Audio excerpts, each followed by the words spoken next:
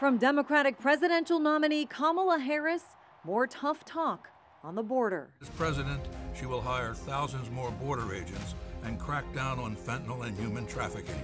Despite supporting shutting down detention centers and suggesting she'd consider abolishing ICE back in 2020, she's now taken a more balanced approach. We can create an earned pathway to citizenship and secure our border.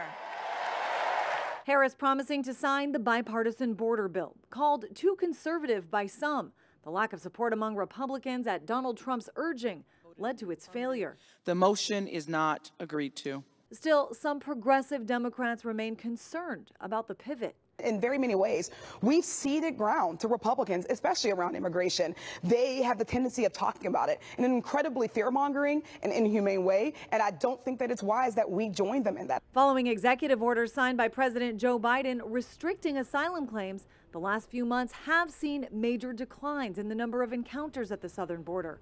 Last month, reaching their lowest levels in 4 years, numbers the Trump team disputes. Border crossings at the southern border are lower because the Harris administration is sending more immigrants through the ports of entry. So instead of coming through the southern border, they're now being flown at taxpayer expense to the ports of entry all over our country. Some Republicans suggesting Harris is simply trying to woo more independent voters. She's taking these efforts not to change her positions, but to hide her positions. Kamala Harris is a dangerous San Francisco liberal based on what she campaigned on the last time she ran for president and what this administration has done for the last 4 years. Meanwhile, the Harris campaign insists Donald Trump's border policies are dangerous for the country, warning he would use the military to assist with a plan to, quote, tear children from their mother's arms and round up migrants into mass detention camps.